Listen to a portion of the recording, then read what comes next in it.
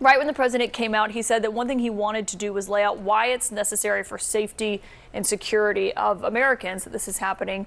Do you think he made that case? I thought he started with the necessity. We talked about you need necessity, the objective, then what's the plan. I thought the necessity, laying out the bill of particulars on Iran, was fairly effective, not entirely accurate, as you just pointed out. I think it's important to remind people of what Iran is about. It is a real threat. There are reasons to be doing what we're doing.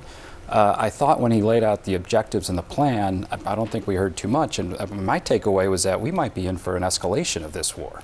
I mean, he said if there's not a deal, he put back on the table. He didn't talk about a deal very much. Well, he said there's not a deal. The energy targets, everything else he'd been talking about. So if we thought we might hear a de-escalatory speech, that we're going to wrap this up in a couple weeks, I actually heard something quite different. And he said he visits the families at Dover, and he said we must honor them by completing the mission. And then he basically threatened Iran that we're going to prepare to send you back to the Stone Age.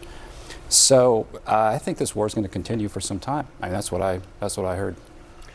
I thought it was striking that while he had a chance to speak to the Iranian leadership, the replaced Iranian leadership, he did not make an offer or any discussion of what the U.S.-Iran relationship could look like. I mean, these are two countries that have every reason that they could be natural allies. Historically, at various moments, long time ago, they were.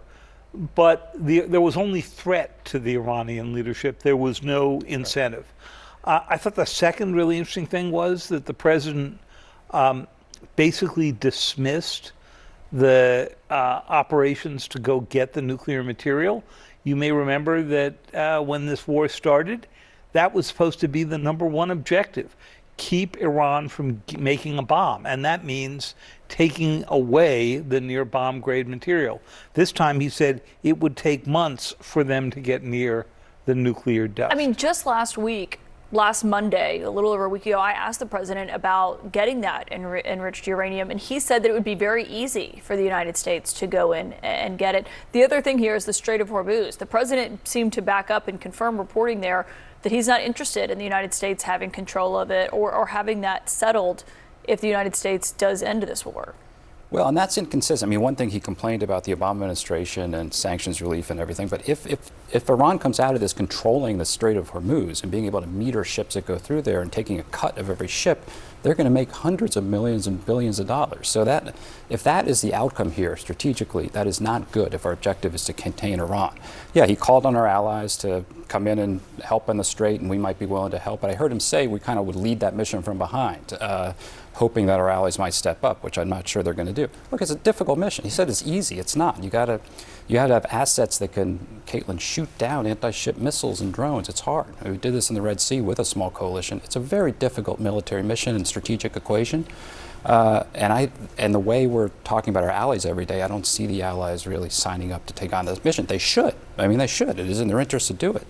We should stay on them. But I think the Strait of Hormuz remains a very unresolved issue here. I didn't really hear an answer. Well, I mean, if what Brett's hearing is that there's a potential escalation here. The president talked to Americans about rising gas prices, but he said that they would come down after the war is over. I mean, if the war is going on for 2 to 3 more weeks, maybe longer than that, do you think that was sufficient? Well, they're going to start to come down. I think he's right to recognize it. He's trying to show the American public that he hears their anxiety about it. And I do think gas prices are going to be one of the drivers of public opinion on the war. I think Brett's right about what he said about the allies, though. He called on our allies to come in and take over the Strait and deal with the Strait. Now, he's mostly talking about Japan and Korea. Both of them get about half their oil and gas through the Strait of Hormuz. But he's also talking about Europe. And I think the heads of state of our NATO allies need to have heard this message pretty loud and clear. We've maintained bases in their countries. We've fueled their economies. We've protected them from Russia for 75 years. And they wouldn't let us use our own bases in their country to engage in our national security here. And I think that, I'm a big supporter of NATO. Most Republican senators I talk to are as well. But I think there's a real schism here. And I think if our allies they need to hear the president tonight. And it's time to get on the horse and ride. Well, I should know, the president saying that he could withdraw from NATO. It was his Secretary of State who did co-sponsor a bill saying the president can't unilaterally do so. He needs Congress to help him. Karen, overall, not just on NATO, what do you think Americans heard in that speech 1 month in? Look, if you are concerned concerned about your own pocketbooks, and let's be honest, that's what most Americans were probably listening for. They're listening for, how's this going to affect my life, my economy? You weren't reassured. I mean, as Brett pointed out, if we're talking about an escalation, he's talking about 2 to 3 more weeks, then we're looking at, and he said this was going to be over in 4 weeks, then we're talking 7 to 8 weeks, and the kind of escalation he was talking about doesn't sound like it's just going to be 2 to 3 more weeks. I mean, we're sort of joking about this. Everything's 2 more weeks, 2 more weeks, 2 more weeks. So that's a concern. And even in his conversation about the economy, he said, oh, it was so great a month ago. No, it wasn't. People were, I mean, his numbers on the economy have been going down steadily for quite some time. So I don't think people heard anything to make them feel reassured about why did we have to do this right now. I know he said, tried to make this imminent argument, but again, the fact checkers will, I think, correct that.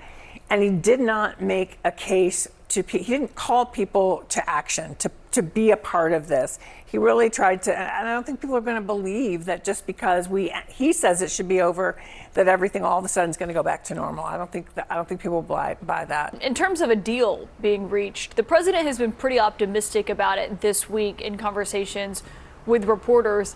Tonight, though, he didn't announce a breakthrough. He kind of barely addressed the diplomatic talks that are underway, and as Brett McGurk was noting, he threatened to blast Iran back to the Stone Ages should this not work out. How do you think that comes across to the Iranian officials that were listening?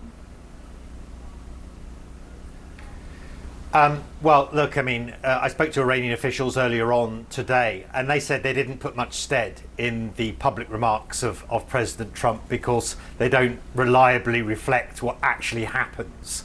And they went on to say this reflects a trait of him that he is eccentric and unpredictable, which of course we all know.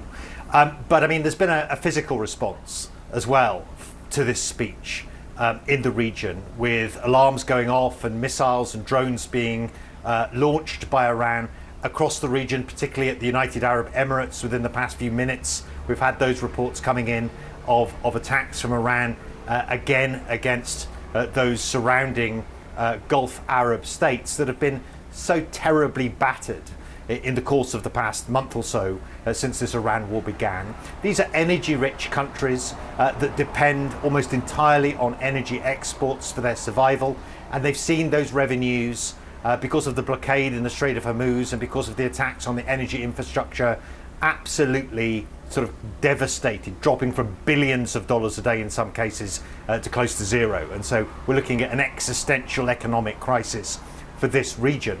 And there was very little in terms of reassurance in that speech by President Trump. He talked about potentially escalating the conflict, at least continuing it. Certainly there was no word on when this conflict would come to a conclusion. And in so much as he did address that, I think we're all left with the impression that at the end of this conflict, we could see an Iran which is strengthened strategically, that will keep the Strait of Hormuz under its control, and possibly even have the capability to have ballistic missiles and even a nuclear program at the end of this war. And so that's very alarming for the countries in this region.